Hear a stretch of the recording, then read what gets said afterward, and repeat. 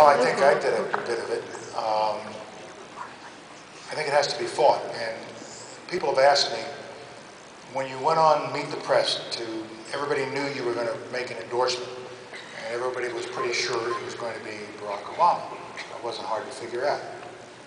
But they were a little surprised that I went further and took on my own party, because I was frankly, I can't use infantry language in an audience like this, but I was getting annoyed.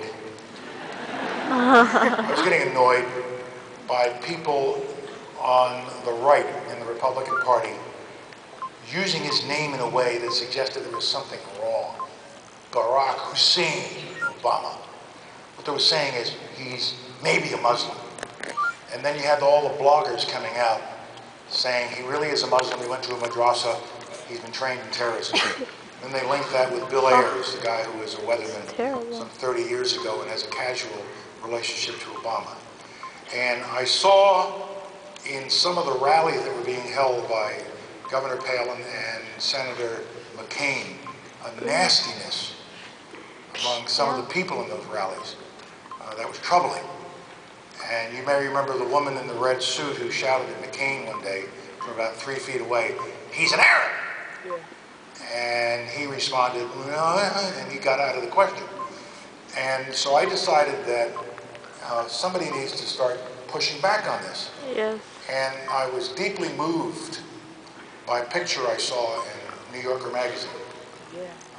It was a picture on, it was a series of pictures about conflict. And the last one was a picture of a gravestone in Arlington Cemetery. And there was a mother by the grave, by the headstone of her son who was killed. And the bottom, United States Army, date of birth, date of death.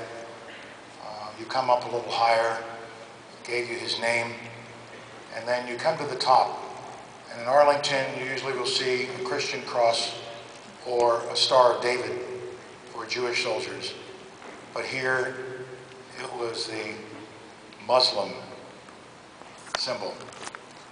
And I said to myself, if this young Muslim American, born in New Jersey, who was 13 at the time of 9/11, couldn't wait to be old enough to join the armed forces of the United States and go fight for his country, if he could go fight and die as an American and as a Muslim, then those of us who can speak out against Islamophobia have to speak out against it. And so the words that I used was, okay, the right answer,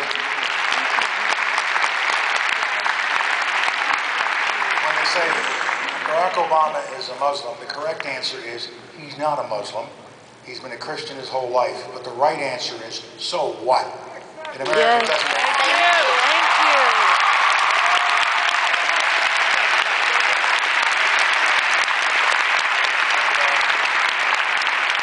So I spoke out on that, and others have spoken out. I got a lot of letters, as you might expect, mostly positive. And frankly, you didn't hear much about that afterwards, because it was, seldom in my life have I been able to give an answer or put out a statement that is irrefutable. And that was an irrefutable statement. What if he is a Muslim or a Jew or Hindi or you name it, or a Buddhist? In this country, the only thing that counts, are you an American?